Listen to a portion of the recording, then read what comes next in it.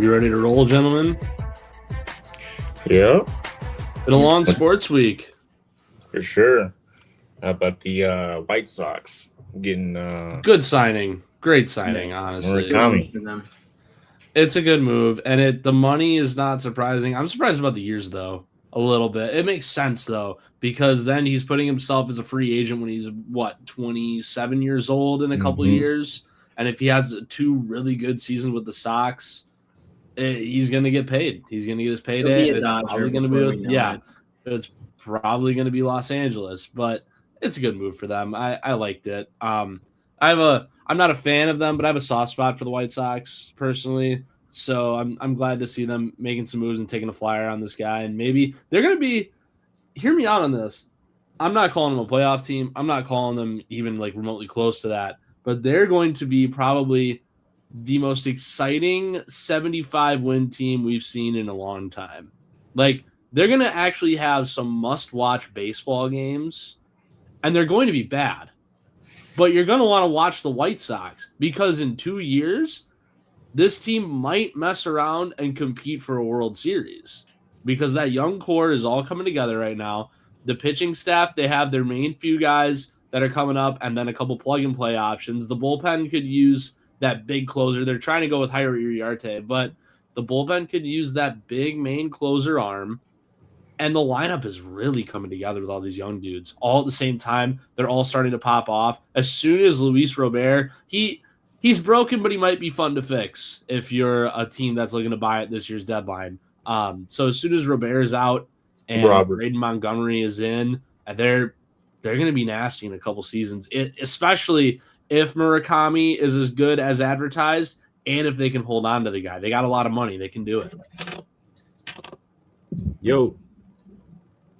And we're not saying they're gonna make the playoffs, but they'll be a fun team. In 2 years, I think there's a shot. 2 years, I mean, yeah. Yeah. 2 years, 100%. This year, no. Like, we're They're not thinking making about the this playoffs this team year. as a Absolutely typical not. 60-win team. I mean, we saw the Orioles take a rise from complete irrelevance to playoffs in 1 year. So I think And probably not this year, like Sam said, but we could be looking at it the year after that, or for sure the year after that, especially because they're in the AL Central. The Twins are going to be rebuilding.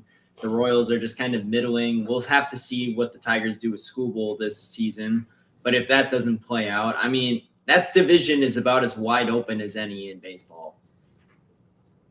Yeah. What's up, everybody? Welcome to the Shot of Sports podcast. Grab a drink, a snack. This is your weekly dose of sports where we'll break down and do a deep dive of the world of sports. Whether you're a casual fan or a diehard, we're here to bring you the latest, the best analysis, and the hottest takes. Go ahead, subscribe, share, even leave a comment. We appreciate all the feedback. Hit the like button for us and tap the notification bell on the right so you can be notified whenever we drop so you won't miss one. So we just had a little bit of White Sox talk. How was everybody's weekend? It's Christmas week. What y'all getting me for Christmas, bro? I need a lot of shit. I'll provide you with answers for our 1 to 10 NBA power rankings, but I just want to read off what happened in one of my fantasy leagues this week where I had money. Like, the buy-in for this league is $100, right? I'm in the playoffs round 1. I had Lamar Jackson go down, Josh Jacobs go down, Quinshon Judkins go down, Jordan Love go down, and the Seahawks defense this week. All right. What's going on, That's bro? rough. That's rough. It's a rough playoff stretch there. All in the semifinal too. That's awful. I'm in two championships now. And I also I'm in another league that plays the entire regular season and then redrafts in the playoff round. So the top 8 make the playoffs, and then the 5 plays the 8, 6 plays the 7. You guys, they redraft from the wild card teams that week, and then so on and so forth. And as it stands right now, I might have a bye all the way to conference championship week based on how that league works. So I'm guaranteed money, and I get the first pick in conference championship week. So I get the pick from the best of the best, and I'm probably going to go, if I had to guess right now, I'm leaning it's going to be, I just did this yesterday. I was talking about this with the Minor League Minute guys. The AFC, I've personally got Jacksonville Buffalo in the AFC Championship right now because Jacksonville's the hottest team in football, and Buffalo's got an easy path to get there. And in the NFC side, the Niners are hot.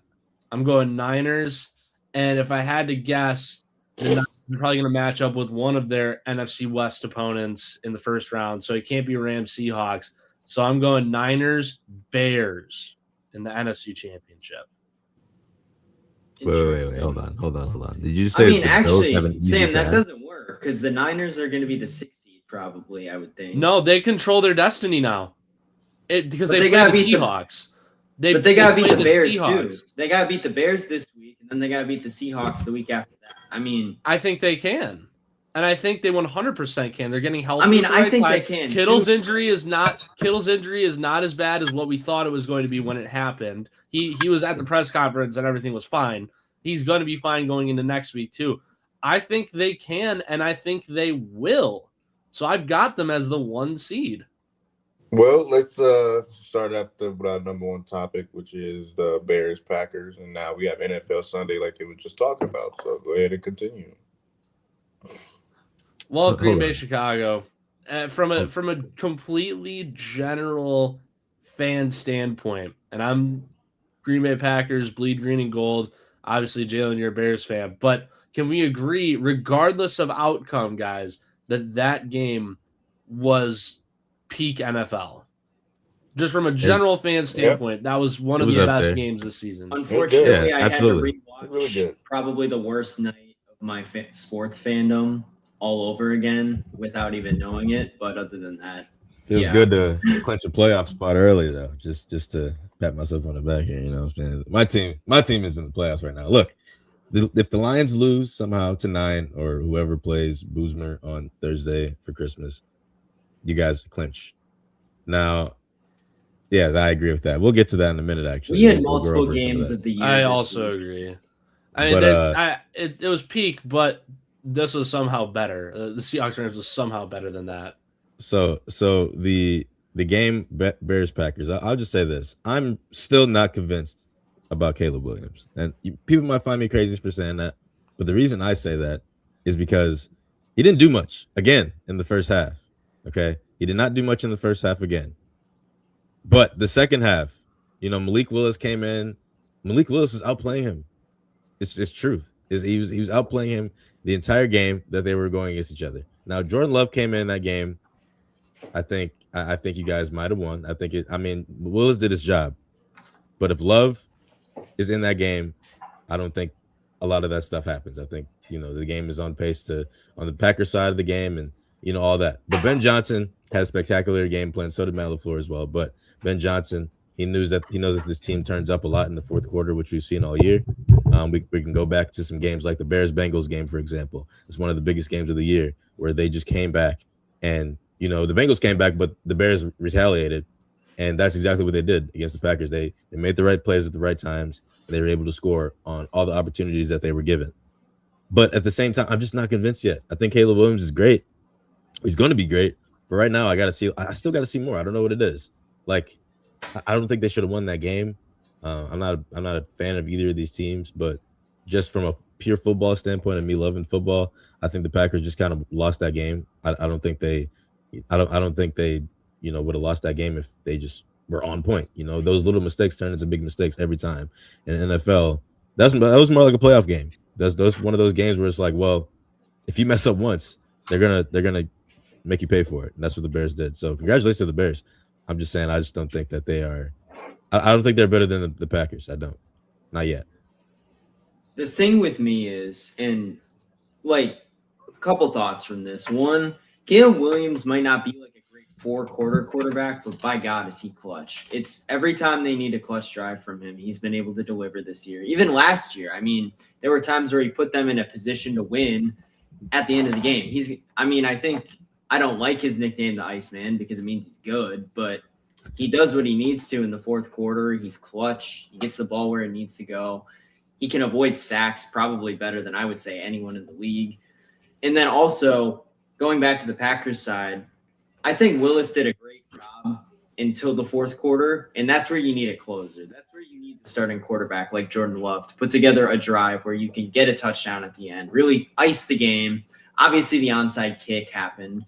And then I think, finally, that goes back to Matt LaFleur, and like we can talk about, oh, this and this goes right, they win. But this happens every year with them. If you think about it, like Tampa Bay, oh, if Kevin King doesn't do this, 2021, oh, if the special teams goes correctly. At the end of the day, like I'm not saying I've reversed my course on him getting fired, but there are little things that seem to happen every single year that just aren't quite buttoned up to what they need to be, and that's a problem.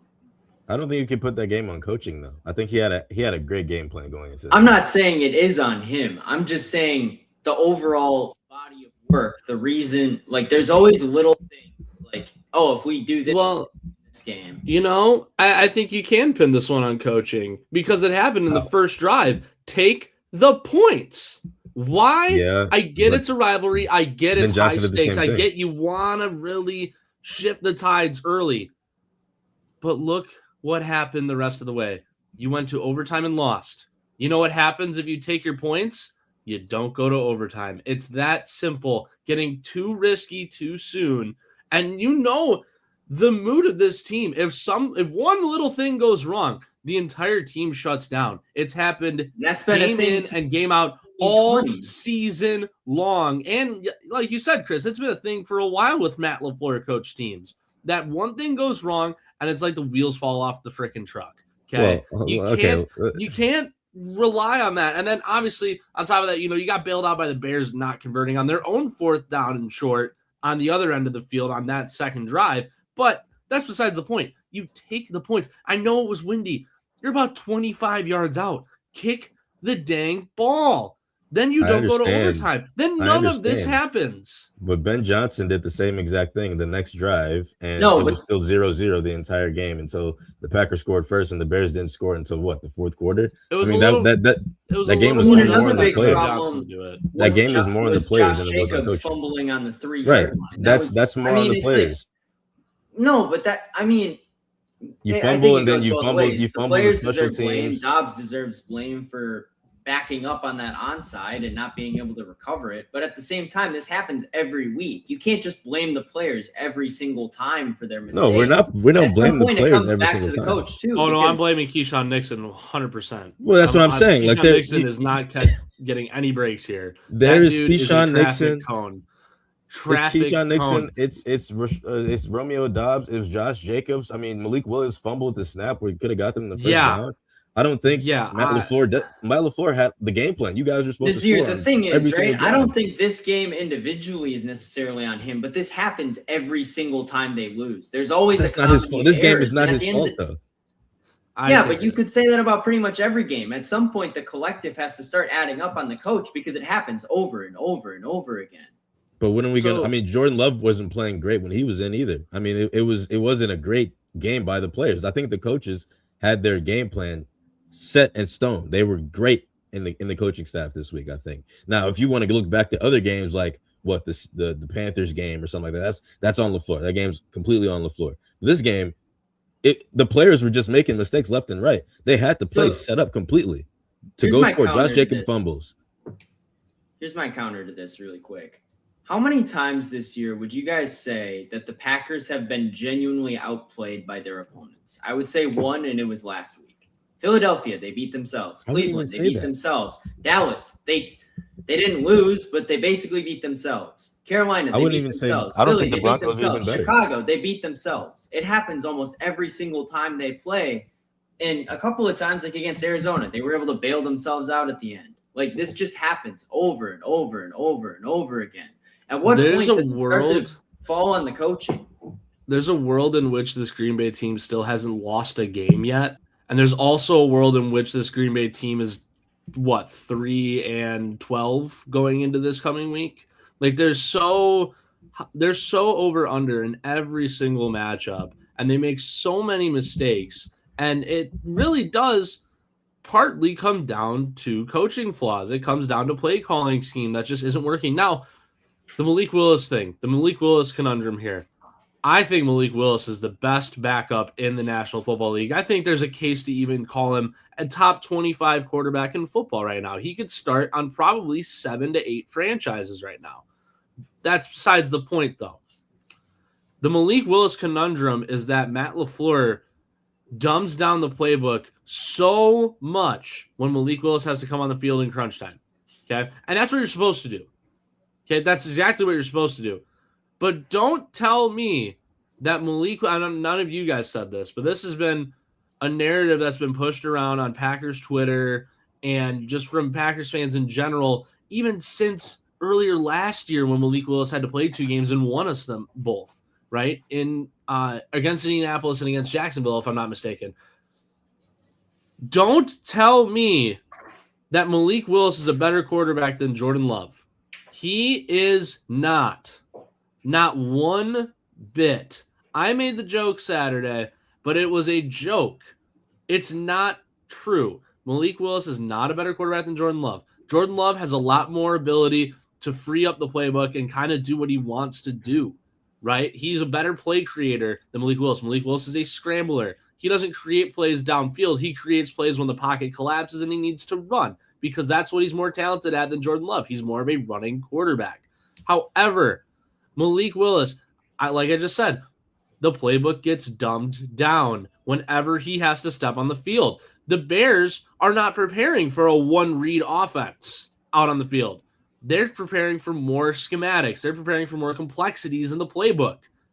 Matt LaFleur, when Malik Willis has to go out there, you read the one outside linebacker. You read the will. If he cuts one way, you throw the flat. If he backs up the other, you have the post route right there. You have the slant route. You have an in route. You have a lot of different just one-read combinations. Outside of that, the one play I saw that was a little different where Malik Willis actually went through his progressions and stepped up and checked in the pocket was that touchdown pass to Romeo Doubs. That was the only play. Outside of that, maybe one other with Luke Musgrave, and that was it, where he actually went through some progressions. Everything else, quick one read, maybe 2 reads, and then get out of the pocket if neither of those are open. He is not a better quarterback than Jordan Love. He does not have the throwing abilities of Jordan Love. He does not have the playmaking abilities of Jordan Love. He doesn't even have the arm of Jordan Love. Their arm strength is roughly about the same. I'd give it to Love. I think Love can air it out just a little bit more. Do not tell me with a straight face that Malik Willis is a better quarterback than Jordan Love. I was told we should trade Jordan Love this offseason and just ride with Malik Willis. Well, Malik Willis is a free agent, right? You know he's a free agent? Hold on. You don't even have either of them if you trade Jordan Love. Sam, they say the backup quarterback is the most popular player on any roster because if the starter struggles, everyone immediately turns to the backup. So hold on. I want to comment on Malik Willis because I'm a big fan of Malik Willis. A lot of things you said are correct, but I want to make things clear. I like him too. He does have a great arm. He just has not had a chance to showcase it. Okay. The Titans did not give him that chance because they were horrible organization. Now he moved to Green Bay, became a backup. That's completely fine. One of the best jobs you'll ever have Jordan played the first half of both of those games, Penny. What? Well, not only that, Jordan didn't look good in either of said first halves. Like, we can talk about, if Love was out there, and that was my immediate reaction too. But if you take a step back with that, Love was not accurate on Saturday, and he was not accurate the last time the Packers played the Bears at Lambeau either. When Willis came in to relieve him, like Love, I thought he was a little sporadic in that first quarter. Like I saw a couple of his throws, and I'm like, man, just take a breath, please. Calm down. So Malik, I think is a lot calmer of a quarterback. He's calmer, and yes, you said there's a lot of differences between them two. No, I don't think anyone really actually means that Malik Willis is better than Jordan Love. It's just the things that Malik is better at, which is running and playing those zone reads when it comes to read options. Those short routes. I think he's better than that for sure. Yeah, right. I think that especially if you don't prepare for it all week, because the Bears had no idea that Malik Willis would be coming in and their game plan would completely have to shift into halftime, and it didn't. Their game plan didn't work because they didn't practice all week. So my thing is this: Malik Willis, yes, he's the best back. Well, he's got, if he's not the best, he has to be top 3. I think he is the best backup in the league, and I think he's going to be able to start somewhere. It's just the fact that he's going to be able to go to a different system is going to worry me a little bit because, the teams that kind of need a quarterback right now, LaFleur, right? Yeah, right. That's what I mean. That as well. Like I think his best chance at being good at a quarterback, a good starting quarterback, is either if he goes to Miami or the Cardinals. I mean, those guys. I mean, McDaniel will have him set. I think he's an offensive mastermind. He'll have that guy ready to go by next year. But if I'm the Packers, If I'm the I Packers, think Minnesota could be an interesting option. that'd be for him, interesting too. as They well. have I think once if Darisaw and Kelly come back, he's still got JJ there. He's got Addison. He's got. if you're the If they, Packers, I'm assuming they're you going to have address running back this offseason. Like that could be a scary team next year if they get. I think the Packers have to try to, I think you guys would want to keep him, give him a $8 million for backup a year or something like that. But if I'm him, I'm saying no. Obviously, if I have another chance at starting somewhere, but just to have that backup from Jordan Love if something goes wrong. Malik Willis is going to be there all the time, but I don't think he's going to stay. But it's just one of those things. I think he's a great quarterback. I think I've always thought he was great. I think Tennessee wasted his beginning of his career. I think him and Trey Lance have gotten kind of just kind of effed over a little bit in their careers, early start of their careers. I think they're both great quarterbacks, and they're going to be able to start somewhere eventually down the line. But for Malik Willis, I think everything you said was right, Sam. I think he does have better capabilities in his strong shoots, which is running the short routes. I think his deep ball is very good. He has a moon ball. He has a Russell Wilson moon ball that no one gets to see because he doesn't play. So his abilities are still very NFL worthy. He's very good, NFL caliber quarterback. It's just we haven't seen it yet. We haven't been able to. So I agree with you. He's not better than Jordan Love, but I wouldn't sleep on Malik Willis if I were you. Oh, no, I'm not. I think he's a good quarterback. I really do. I started the segment with that. And yeah, like Jalen, like you said, I said there's about 7 or 8 teams that I think he would genuinely start on. And those, I don't know about the Seahawks, but I know Browns, Giants, Vikings. I think you could justify maybe the Giants to a Jackson Dart. But do not go to so let's go on to the rest of the NFL, though. Why not? While we still have the time. 5 playoff spots have now been decided in each conference. The Broncos, the Patriots, the Jaguars, the Chargers, and the Bills are all locked into a playoff spot in the AFC. In the NFC, the Seahawks, Bears, Eagles, Niners, and Rams are now all locked into a playoff spot. The Steelers, first place in the AFC North. There's a chance that Baltimore could still come back, but the Steelers, for the 22nd straight season, have clinched a 500 or better record. Bears to the Super Bowl, Penny. Don't make me laugh on this. My problem is with that. Before we get to the rest of the there's a lot of problems with that. They play with fire too much, far too much for my liking. Like, they don't play this good team. They obviously have talent. Caleb has been incredibly clutch, but if you play with fire enough, you're going to get burnt. They haven't really gotten burnt too badly this season yet, but I think that's where you saw this with the Vikings in 2022. They had, a 13-4 record? They got burnt in the playoffs. It just happens. Like, teams that eke by all season, except for the Chiefs last year, and I mean, they even got burnt in the Super Bowl last year by the Eagles. Eventually, if you play with fire too much, you're going to get burnt. Sure, they got away with it this weekend, but if Romeo Doubs recovers that onside, that game's basically over. If whoever our 4th-string defensive lineman doesn't have a face mask in the most inopportune time, the game is over. On that Lucas Van Ness sack on 3rd and 20? That gave him 15 and an automatic first. So if Keyshawn Nixon does anything, if he does literally anything. Hey, Jalen, can you talk about your Bears and Broncos, bro? You've been sitting there kind of idle. I just been, just taking it all in. Now y'all crashing out for Packers. I love seeing it. I would just take it all in because I don't see this too often. Go ahead. If you watch this after any playoff game, man, you see this every year. But as for the Bears, I mean, like I do agree with Chris. Like you play with fire, you will get burnt. But as to my Broncos, the Jags are good. I mean, they're darn good. I mean, Damn right they are. That team is. I just say that Travis. Woo-wee! Them boys. They did that without Travis Hunter too. So it's like they're gonna be a problem for years to come. And they're gonna be very special.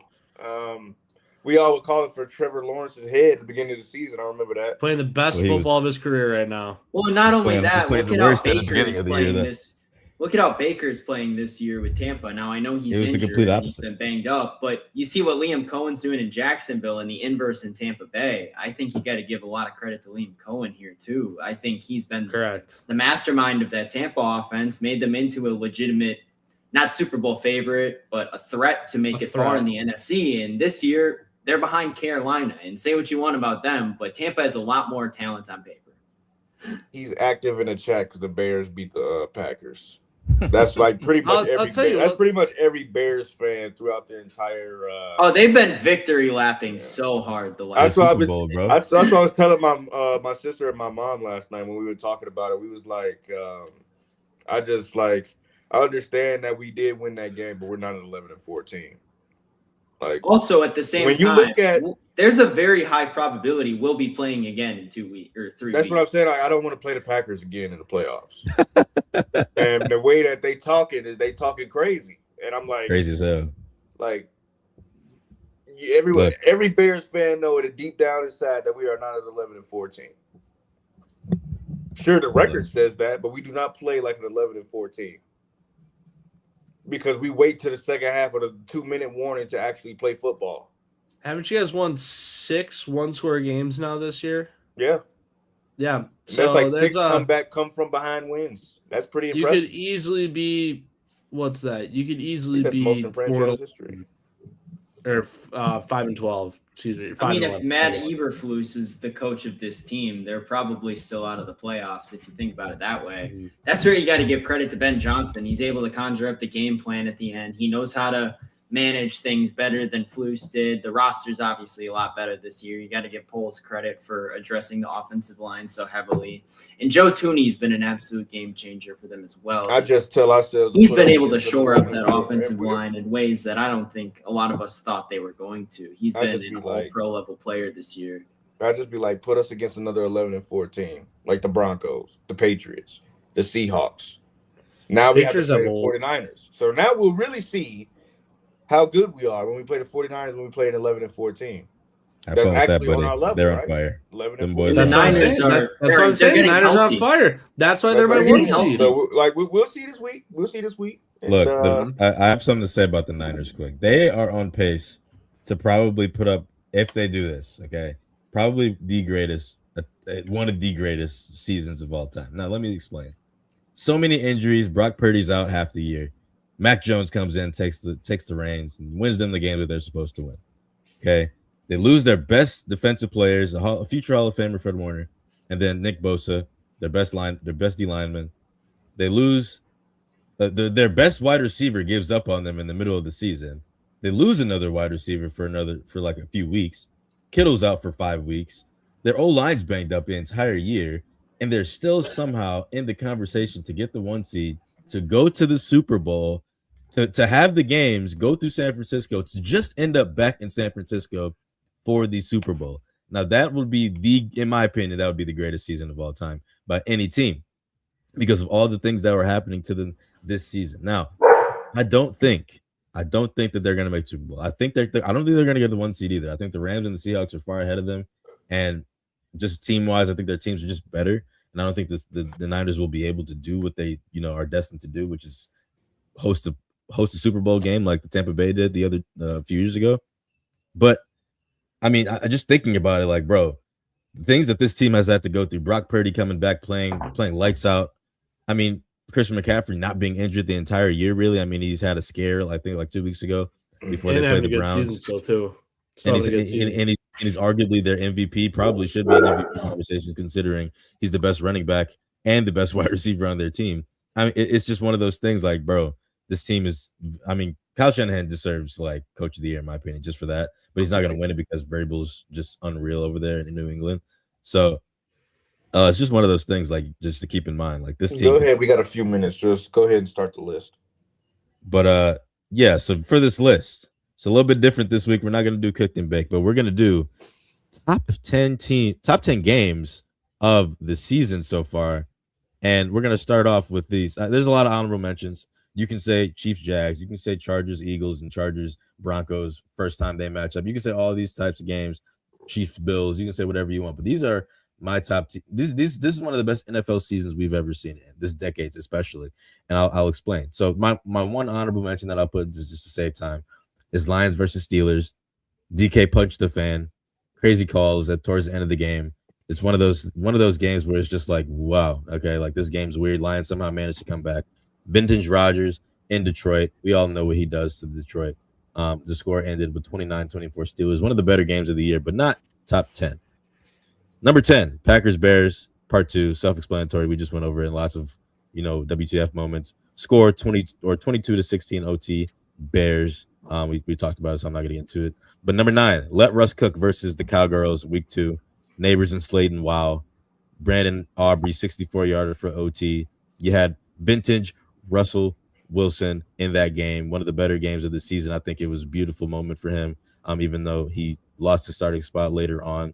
But ultimately, the Cowboys ended up winning that game 40-37. Now, this is, by the way, this is just for now. These are just the better games for now this season.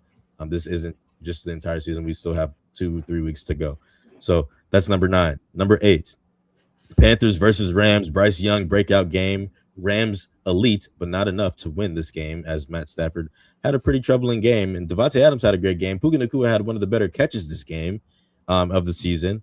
But top 3 upsets of this season, T-Mac 50-yard bomb for a touchdown to win them this game. And then the defense came in clutch to stop the offense from running down the field and tying the game potentially to win that game, or to send that game to overtime and potentially win it. But other than that, I mean, the score ended up 31-28. North Carolina, one of the better games of the year. Super fun game to watch.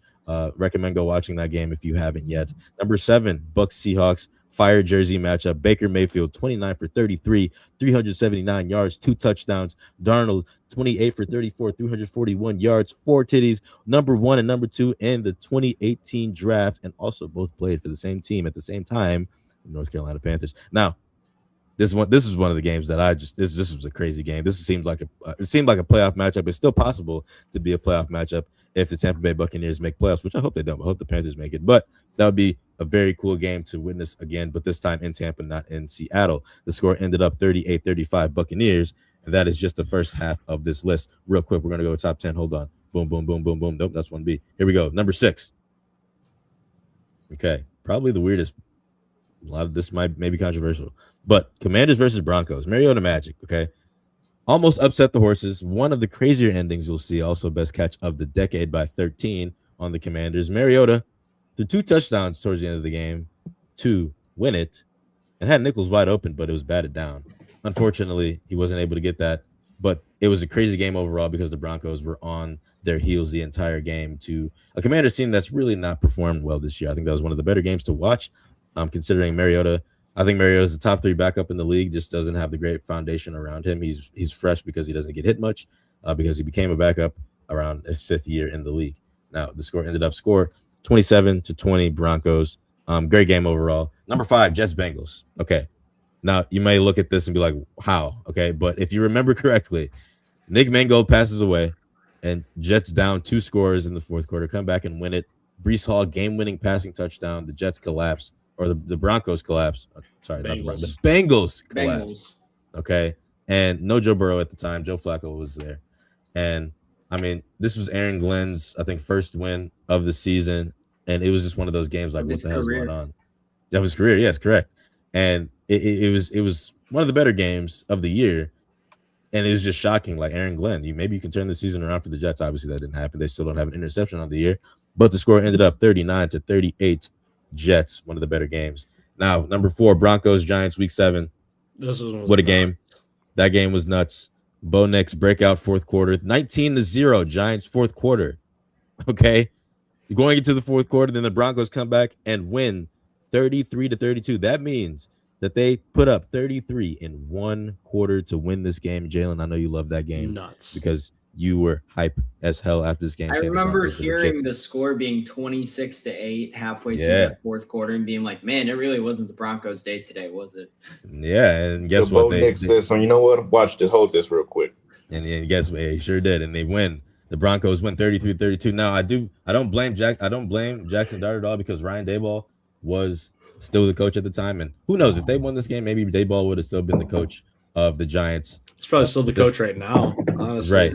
Right. And this game was one of those games that you had to just put him away. You couldn't let him get away with something like that. But I think I forgot to put the 3 on here. Hold on, let me see. No, I didn't. Bears versus Bengals, number 3. This was also just a wild game. It was just so stupid. Craziest final 2 minutes you'll ever see. Loveland game winner, 41-27 with 1:47 left. Bengals score twice and take the lead on a 2-point conversion. Okay, this is Joe Flacco playing, by the way. Bengals are so pathetic on defense that they let Loveland win with 27 seconds left on a seam route up the middle. I mean, barely touched. Loveland just runs it in for a touchdown. Score 47-42 Bears. One of those wild games. Number 2, as we were talking about before, Rams Seahawks part 2.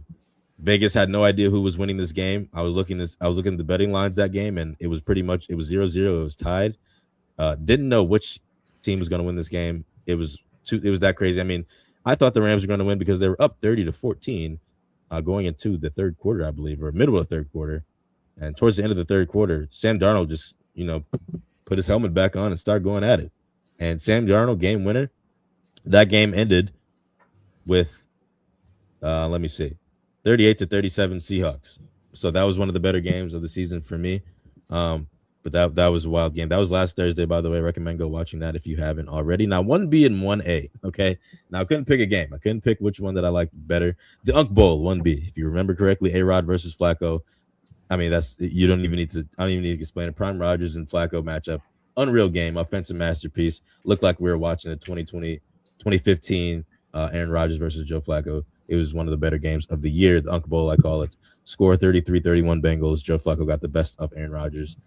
The first time they matched up this season. Now, 1A, I think is still the better game, best game of the year. Ravens-Bills week 1. I think that was easily the craziest, most hyped game so far. No stats need to be said. Just pure bullshit on Harbaugh and coaching and Derrick Henry fumbling. So much drama. Josh Allen gifted the win because the Ravens just collapsed and doesn't know how to keep a lead. Just one of those classic games that you're going to see from the better quarterbacks of our generation. So, simple, just a cinema game, score 41-40 Bills. Obviously, this list might be updated depending on what we see the next few weeks. Obviously, we're going to get some playoff implications coming down the line. But that's my list of, the games of the year. If you guys have any comments, and if you guys have any games that you remember that weren't mentioned, let me know and we can talk about it. I just want to say before we move on to something else, shout out Phillip Rivers for playing. I thought he played a great good game last night. I think his defense, it felt like it was back in the Charger days where he'd have a good game. Defense would sell him. Yeah. I mean, 44 years old, his mind is still clearly there. His arm might not be anymore, but he's got a brain for the game, and it was fun to watch. He was still there, kind of. He was throwing some deep bombs every now and then. He just had to kind of like moon him a little bit. He had to get a lot of air underneath him to get him there. But we talked about this pre-show, Nazir. This might be the end of the road for Phillip Rivers now too, because the Colts are basically out of the playoffs. Like, what good does trotting out 45-year-old Phillip Rivers do for the Colts going forward, right? You might as well let Riley Leonard get in there and get the experience and just keep Phillip Rivers around. I'm not saying you have to cut him, but you keep him around as like that veteran presence for a young quarterback, as someone that can be like a calming mind for Riley Leonard going in the last 2 weeks of the year when all hope seems lost, right? Or you trot Phillip Rivers out there and who knows what happens, right? Just a nice little swan song ending to the season. Yeah. So I mean, does it really help them to play Riley Leonard though? Like, he's clearly probably not a starter in the NFL. It doesn't help them to do either. Like, they're not making the playoffs anymore. So it helps that they have Daniel Jones healthy, but they don't. So I think you just let whatever they the rest of the year. Why not? They could. There's nothing. You can't go wrong either way. And with that, we'll leave that where it's at. That was a pretty good topic. So we're gonna jump into another good one, which is the college football playoff recap. So every game we all seen the inevitable that we all knew probably was going to happen, right? I put on my bracket. I was hoping and wishing for Oklahoma to win, but here we are. Here's the updated bracket. We got Oregon beating JMU like we said that was going to happen. We got Tulane falling to Ole Miss like we saw happen. I don't think a lot of people saw Miami beating A&M. I did. I said it. I said it twice last week. I said it twice. That Miami's defense is disgusting. But I went over it with David. David and I went over it, and Miami's defense, I even said it, their D-line is NFL ready, and they proved it against Texas A&M, and I don't think they're going to do it against Ohio State, but it's still, I did get I got both. I got every game right. Alabama. And then we got OU falling to Alabama. Well, I picked OU to win because I didn't want to pick the A to move forward. So it's inevitable, bro.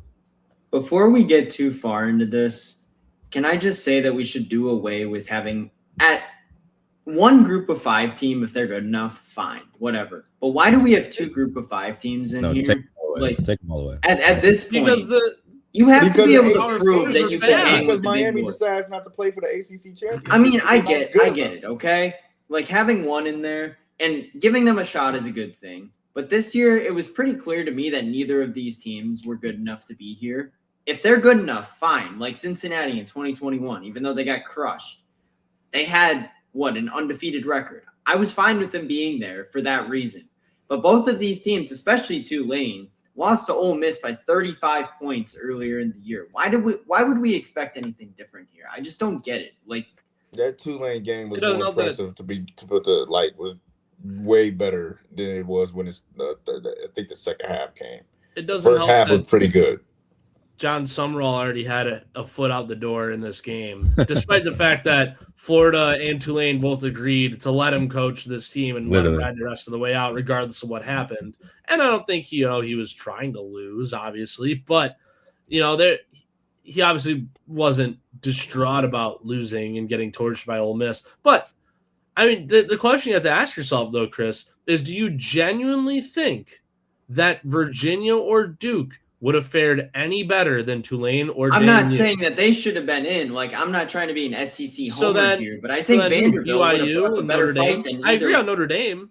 100%. I think Notre Dame and Vanderbilt should have been here. Like, BYU got Texas would have put up a good fight. But I mean, BYU even is a better argument, I feel like, going back. Like, Tulane stood no chance in that game, and neither did James Madison. The second I said the second BYU I saw Tulane get crushed, I knew exactly what was going to happen in that other game. At the end of the day, it's the same hypothetical matchups that everyone falls on, saying that this team would have won or this team would have played better, but you didn't play good enough when it mattered, so you don't deserve to be there. The group of 5s played good enough when it mattered, and the ruling allows for a group of 5 teams to get into the college football playoff. If you are BYU, you should have played better when it mattered. You should have kept it closer with Texas Tech. You shouldn't have lost a game early in the season. If you're Notre Dame, join a dang conference, and maybe we'll consider it, because now, yes, you schedule a tough schedule. Good for you. Let's give you your applause. Let's give you your flowers. You can have a cookie if you want, but join a conference. Then you'll consider you for the playoffs. I don't disagree with you on this, but the Big Ten. Notre Dame would be in the ACC. Sam, I don't disagree with you on this, but I think that in the future we can do away with having 2 group of 5 teams there. If you want to have one as the inclusion, I don't know. The only reason a group of 5 we've had 4 of them now, 3 of them, and every single time they've been in, it's not been close. Like it just gives the higher ranked team like Ole Miss or Oregon in this spot an easy win. Like I don't know. I agree with Sam. Maybe you should win during the season. Maybe Miami should be playing for an ACC championship instead of sitting at home watching Duke. That's the problem. But Miami made it in, though. That's the thing. They made it in. They shouldn't have. But that means 2 group of 5 teams are in. Mm-hmm. Maybe you don't wait for the ACC championship and stop playing with your food all year. We wouldn't have this. That's what I was trying to say. Go to the MLB playoffs. I bet you the Mets would have played better against the Dodgers in the wild card round. I bet they would have. I bet they would have played better against the Dodgers than the Reds did. But they didn't win when it mattered. Cincinnati won when it mattered. So they got into the playoffs. They got into the extra. They got a chunk of the apple, as what Mark Antanasio said. They got a bite out of the apple this year. And yeah, they got torched. But the same principle applies here. Play better when it matters. Play better when you need to play better. Win when you need to win so you can get postseason football. And if you get invited to a bowl game, you want to play postseason football so bad, play your bowl game. It's that simple. That's what they're there for. They're exhibitions. It's extra money for the university. It's extra money that now pays the players. Play in the bowl game if you want to play in the postseason. Now that I agree with, because I think Notre Dame is being incredibly childish with how they're acting over this whole thing. Like, they're being childish. Sitting out as a protest is just ridiculous, man. I don't think bowl games are going to be a thing like in the near future anyway. Their pitching was nasty, Jordan. Their pitching was gross. If they would have gotten hot at the right time, their pitching was gross. I also said that the Reds would have had a chance back in like late August when they were still 8 games out of the playoff picture. So I should probably get Well, if some they flowers pitched for Andrew that. Abbott in game 2, I think they give themselves a better chance than whatever the heck they decided to do. I But forgot who look, they pitched game 2. back on this bracket Is it though, I mean Lodolo? JMU and Tulane. I don't think I've said this when we were arguing about if Alabama should deserve to be in. I don't think JMU and Tulane deserve to be in, but obviously they won their conference. Okay, that was my whole point. You went, like you guys have been saying, win when it matters, which they did. That's why they were in. But the fact that these teams just aren't even good enough to compete with these teams, JMU had actually played pretty well against Oregon. I think They actually put up a lot of points. Which they put up 30, impressive. which is pretty crazy. Okay, but which kind of worries me for Oregon next week. Because Texas Tech might just maul them. I think to a certain extent, though, they took their foot off the gas and kind of played in second Yeah, gear. but JMU was putting. Because I mean, we've first seen that half. Oregon defense. Yeah, like, JMU was putting really up. good They were holding Oregon to less yards in the first half. I JMU will played say tough. they did much better JMU than did play Tulane tough. did. JMU played great, but I just don't think that. I mean, maybe you can make the argument that they deserve to be in it because they played so well, but I just don't think they didn't put up a good fight the entire game. I'll tell you straight up right now, if they can retain a bunch of that roster and try to keep them from the transfer portal, they got Billy Napier coming in. They're going to be right back here again next year, and they're probably going to be even better. They're probably going to be what Boise State was last season, a team that's actually a very good college. Like they would compete in a group of 4 or a Power 4 schedule, like Boise State would have. Right, so I think Boise State, they played Penn State so tough in that first round matchup, right? Or second round, they were all the way in the quarterfinals. They played them so tough in that one. I think JMU is going to be in roughly that same boat next year. They have a lot going right for them going forward. My question is are we doing is this actually an auto conference? Like if you win your conference, is this an unwritten rule? Because obviously Duke won their conference and they didn't get in. But they have 5 losses. Well, yeah, but I'm saying is this actually a thing where we kind of have an unwritten rule where in other sports, in basketball, obviously, if Holy Cross wins their conference, I wholeheartedly believe Iowa could beat them if they don't make the tournament. But is this actually a thing, or is this just because we feel like we need to include group of 5 teams?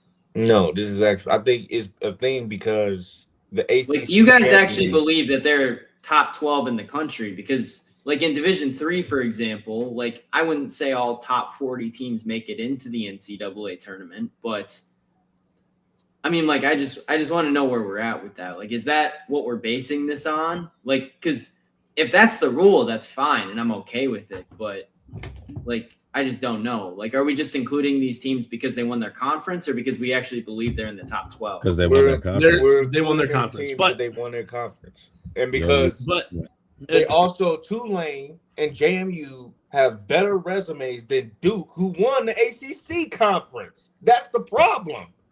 Yep. And the bigger problem too is that what I'm learning is the ACC is a Duke there. joke. The ACC is just a joke. That's what I'm learning. I mean, it wasn't very good this year. That's why. It wasn't good. It hasn't been good. Miami is there, and they won a game. That's what I'm saying. Miami shouldn't have been there, but they won. So Miami won a game that was the dude wipes poop bowl, dude. That game was horrible.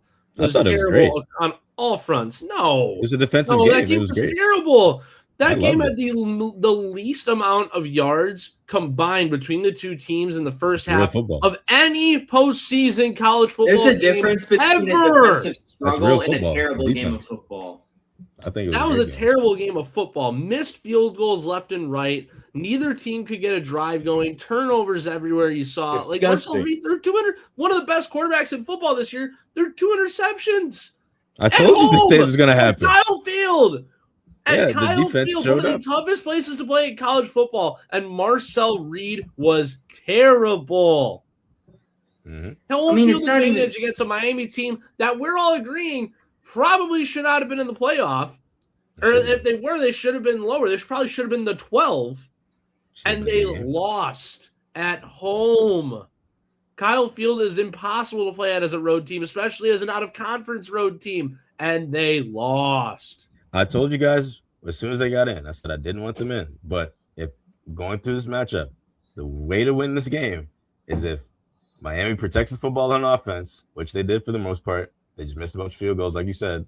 But the defense showed up and they shut out not shutout. They only put up 7 against this Miami defense. Now Miami, they're gonna get bounced probably next round because that offense is like immobile. It doesn't know how to move. But that defense can win them games. They're beating that defense can win them games. That's all I'll say. But we knew this was gonna happen, dude. I mean, I predicted it. I told you guys that this game was not gonna be a high flying game. It was gonna be low because the defenses are great, but Miami's is better. They proved it. So I mean, I thought it was a great game. I watched it and I enjoyed every minute of it. So my question is, does Alabama stand a chance against Indiana? No.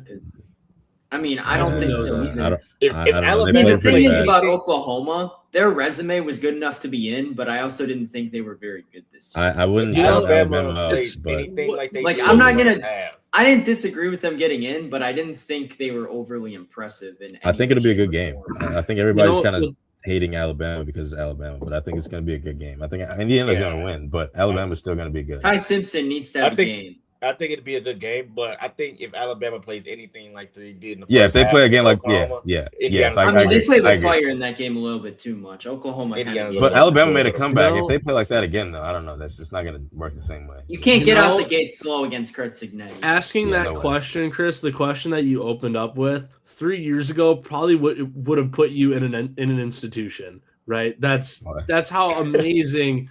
Like Indiana football has really turned a corner since hiring Curt Cignetti.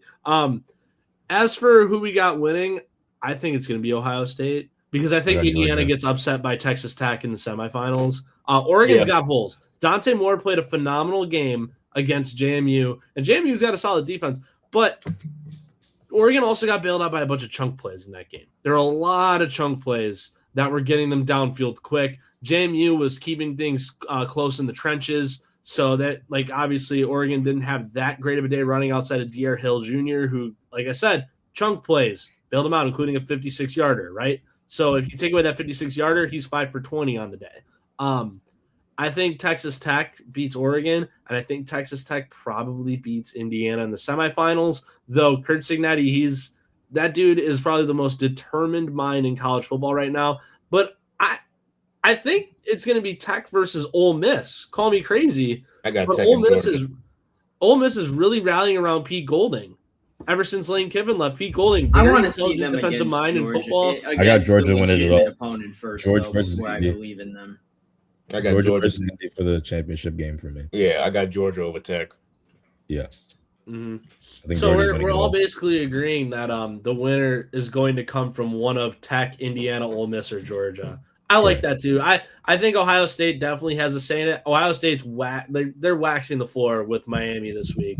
But I think Oregon stands a chance though. I think Ohio State had a far too easy schedule this year, just with how the Big Ten played out. They didn't really play anyone, and even when they beat Texas, I didn't think they looked impressive in that game. They didn't look overly impressive against Michigan either.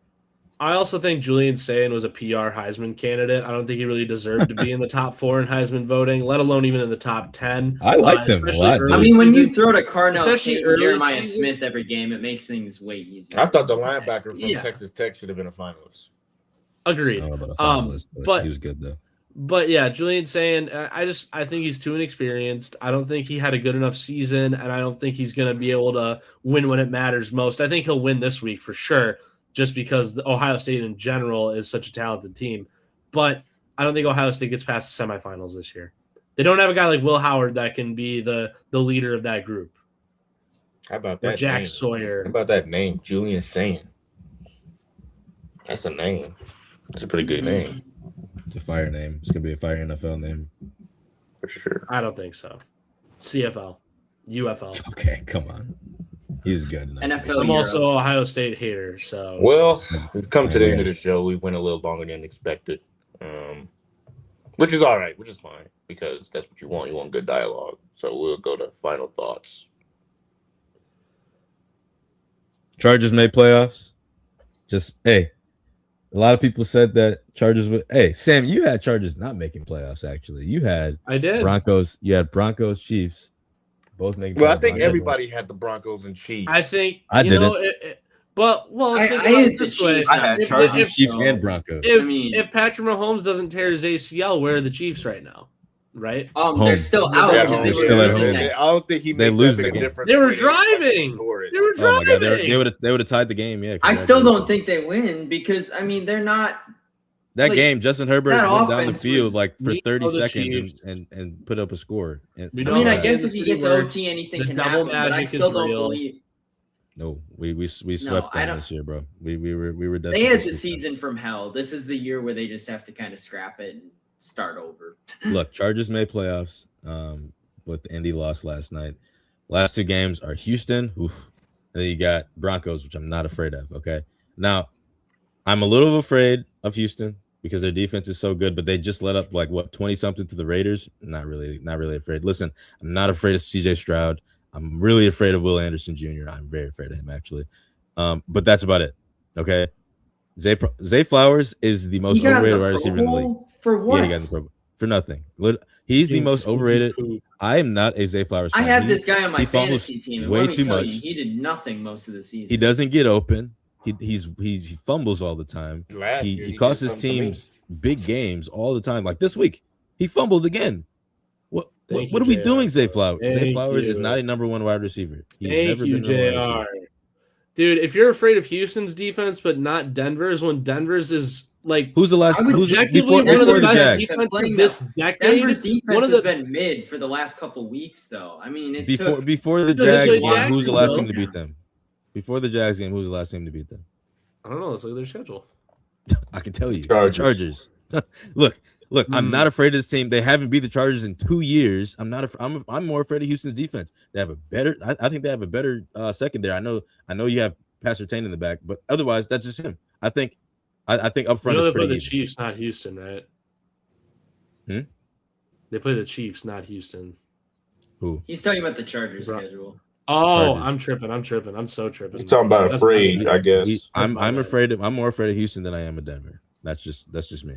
I'm Mm. not afraid of CJ Stroud, but just their defense in general. I'm not afraid of the Broncos defense at all. They haven't beat us in 2 years.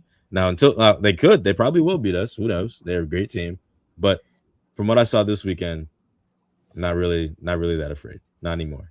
I mean, I never was. I haven't been all year because we're the last team to beat them. So I'm just saying. I don't know. I'm not a big Broncos believer like everyone else. I just am not. So we made playoffs though. I'm excited to see if the seeding. Another thing, Sam, you said the Bills have a pretty easy pathway to the Super Bowl. I disagree. Very disagree. Well, I don't think they're the most dominant team in the league. I don't think there is a dominant team in the league. Bills, I think the anyone Bills can win play every with fire week. too much too. They Right. I mean, Their they defense barely, sucks. They escaped this week, and before Judkins got hurt, the Browns are moving the ball pretty well in that game. Judkins. Yeah, but Josh Allen played horrible against Cleveland. I don't care what anyone says. He did not look. He good. almost lost me my fantasy week, and I was. He upset. almost lost the game for them. He ran back for a safety for God knows what. Almost back for a safety. I was very upset. He 'Cause just I did could've not started look Matthew good. Stafford if he was going to do that BS. Right. He did not look good at all. And I don't know. I don't think he has an easy pathway at all, which is going to be wild to think that Burrow, Mahomes, Lamar, and Josh Allen won't make the Super Bowl, which is a very big possibility, by the way. So You know, it who I all think depends could on be? seeding. I think it could be Trevor Lawrence right now. I mean, with Yeah. how that team is just. I mean, I mean, they're it's hard to putting disagree. belt to everybody right now. It's not even close. I mean, If they can went get the into 1 seed Denver, somehow, who hadn't lost a home game all year, beat them by 14 points. It wasn't Either even Trevor- close. Yeah. They shut down Bo Nix, who had probably the best game of his career the week before that against Green Bay.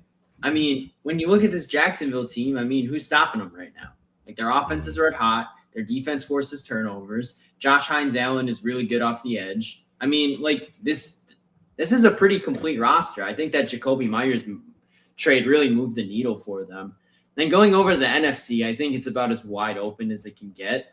I would say the only 2 teams definitively that I don't think can make a Super Bowl that'll probably make the playoffs, or I guess 3 if you want to include the other NFC South team. I don't see Green Bay making it just because they're too injured. I think you guys have a bigger chance than you guys think. We I just really beat do. ourselves too much. Like, if we would ever tighten that up, I'd be able to kind of don't switch know. my tune on this, but we beat ourselves. And then Your whoever defense the is still NFC really South, good.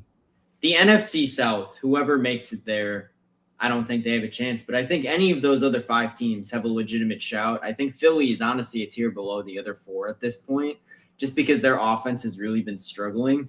But all 3 of those NFC West teams plus Chicago, man, if you get them in there, I think anything can happen. Are we talking about making the Super Bowl or making the playoffs? Because Making the Super Bowl. Green Bay is making the playoffs, JR, but they're not making the Super Bowl. They're getting I can bounced. see it. I've got them 7 seed playing Philadelphia first round, and they're not winning that. Yeah, They're out. If they play Philly, they're out. No it. questions asked. I'll Philly is a admit it, though. nightmare matchup for Green Bay. agreed. I'll admit it, though. Hear me out, though, on this. The 2010 Packers dealt with so many injuries down the stretch, including one to Aaron Rodgers in December. They made it in as the last seed in the NFC, and who did they have to play first? The Eagles. Have And fun. they beat the Eagles. This also happened last year, though, too, minus the injuries. It's but different this time. The cycle's repeating itself again. This is So me I'm until not- my I alarm don't clock think goes very off much- to Yeah. get ready for work. Micah is if you want to win the Super Bowl, you need Micah Parsons. I'm sorry, but I Correct. think you still Correct. could get Absolutely there, but I don't think you win it. Well, let's just look. I mean, but really at quick. the I did same my little time, if playoff we're going to go prediction with here. that, I Quicker. think that the Quicker. NFC teams, if you get through the Rams, Seattle, even Chicago, I mean, those teams are just as good, if not better, and you have to do it on the road. So if you make it through the NFC somehow, I would almost put them as the favorites just because of who they would have had to beat to get there. Look, y'all know who I'm rolling with in the AFC. I think we are a sleeper team. No one's talking about us, but I like it that way. That's all I gotta say. Well, really quick, let me just take you through Who's that? Is that He's Bryce playing. Harper? the playoff picture. Bryce Harper right there? Yep, he's playing for USA. He Nice. is first baseman. Scooble's playing as well. So, I mean, good luck. So, really quick, in the AFC, we do have a pretty tough matchup right away, unless the Bills. We're talking about the Bills playoff odds. The Bills play the Eagles this week, right? It's a good game. Is That's a it good in one. Philly? It's Is it in I Philly? think the Bills win. Buffalo. Ooh, And I they're think winning the that. Bills They're win winning that. that. They win that. And then they go play the Jets. So the Bills would be the 5 seed at 13-4, playing Pittsburgh, who's the 4 seed. I think they win that for sure. So then the Bills, they would either play Denver. That depends on if the Chargers beat the Jags, not happening, or if Houston beats the Nah, I don't know about that. Patriots. Okay. The Jags Okay. are sneaky right now, man. I've come around on them the last couple Yeah. of weeks. How I don't know about that, buddy? let's go back to what week was this? Let's find You can go back to it. the regular season stats is different. than Let's go, playoffs. I 35 think we let's all go to know that. November 16th. I think we all know What that the happened playoffs are different. in Jacksonville? Yeah, Justin we needed a bye Herbert week and we was haven't lost 10 since. of 18 for 81 yards with an interception. Your Correct. leading And receiver was guess what? Keenan Allen. Guess what? We haven't lost since. Bye week and we Oh. won 4 or 5 straight. Oh, wow. Well, A lot Jacksonville of was things can happen. also they're also 5-4 going into that week, and they also haven't lost since then. So A lot of things can happen, who's like I gonna said. lose? Not Jacksonville at home against the Chargers. Definitely not that. Okay. Anyways, all right. Going back to the Bills here, Buffalo beats Pittsburgh, and it depends on if the Chargers beat the Jags. I don't think that happens, or if Houston beats the Patriots, which I actually could kind of see that one happening. I could see Houston pulling off a 7-seed upset over the Patriots. I think the Patriots are a little too inexperienced. They're playing a little too big for their britches right now, and there's some holes on that defense. So I could see Houston possibly winning that one. There's a world in which it happens. Let's say it doesn't, though. So the Bills are the 5. They go play Denver. That's going to be a tough one. But low-key, give me the Bills in that. Denver's And the Bills defense won. hasn't been And then nearly the as Bills will play high Jacksonville. quality as they were the first half of the I year. don't think the last Bills couple beat the weeks. Broncos if they face up in the playoffs. I don't think that I don't the think- defense is good enough. It could go either way. My final thought: congratulations to the White Sox. You got the guy that a lot of people wanted. That bat is going to Really, work nobody wonders wanted for him. them, like we said at the beginning. My of the question is, though, did everyone really want him? Because that contract is a lot lower than I think a lot of people wanted. I question what his market was. I'm not saying he's a bad player. I'm just wondering what other teams really thought of him, because 2 years, $34 million for a guy like that, I would have thought it would have been a little bit higher. Well, the problem with him is that they say he can only hit the fastball, and No, he can't hit the fastball. It's the opposite. no. He hits the breaking stuff. As soon as he sees 94, he pisses himself and forgets where he is for a little bit. Then that's Chris's kind of vacation crazy to think reference, if about. anyone You got can that. always train somebody to hit a fastball. Happy To holidays. hit a breaking ball out is kind of crazy. Like, but we'll see what happens. I don't think his market was that big, but I applaud the White Sox for getting in there. Very much unlike NHL, fix the playoffs. Go back to 1-8 seeding.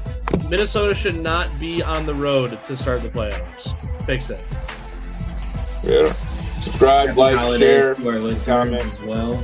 follow our If we're not podcast on on again. other platforms. The links are in the description box below. We have a Spotify, Instagram, and TikTok. We'll be posting reels, shorts of this show, poll, question boxes, and you can always DM us on things you want to have answered. You know, we dab in other topics like music, film, travel, or life outtakes as well, like we did with the Lake Michigan. But it's peak sports season, so we got to do what's in our name, of course. So with that, it's been Shot of Sports. Merry Christmas, everybody. There probably won't be a pod for the rest of the week. Enjoy, be with your families.